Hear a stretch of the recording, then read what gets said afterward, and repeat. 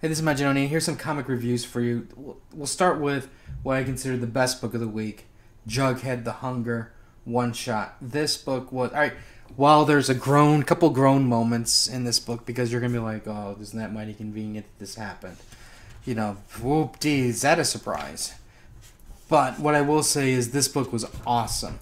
I mean, I'm just gonna show you the first couple pages here. You got an elderly woman running down the streets, being chased, and then you have, oops,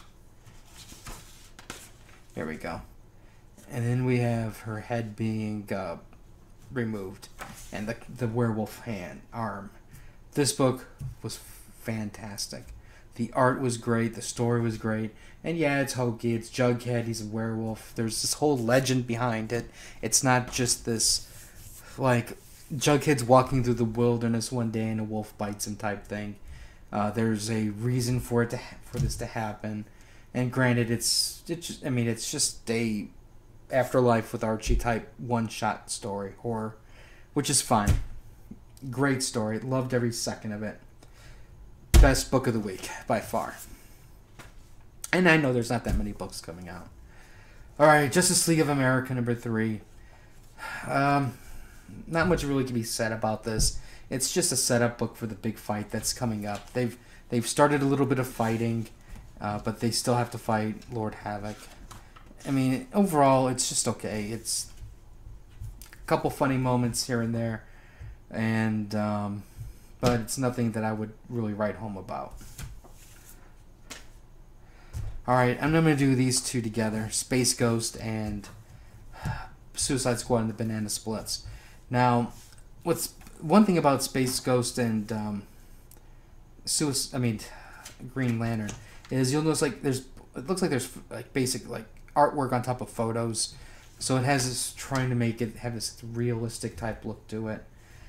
The Suicide Squad though is more cartoony, and it's painful. It really is just painful. I'll be honest, I couldn't finish either of these pieces of shit books. Basically, the Banana Splits gets arrested, and they throw him in prison, and the Suicide Squad is basically getting they're in trouble, and Amanda Waller sees on video the Banana Splits fighting. And she goes, "Hey, that's a great idea. We'll send the Banana Splits in to save the Suicide Squad." And I was just like, oh my god. I get a little bit farther in it when the Banana Splits, like they're in a plane, they drop them in. I think they get dropped in. They suit them up with like armor and like body armor, like and commando type gear. Yeah, they paratroop them in. And it's the most ridiculous thing I have seen. It's just, I just don't know. I just can't. Oh my god.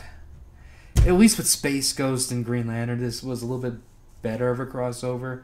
It was basically, there's like a weapons energy signature, and, Hal Jordan is off exploring it. He meets Space Ghost. They see familiar villains of Space Ghost, or Space Ghost fans will see familiar villains, and then they eventually crash on this planet.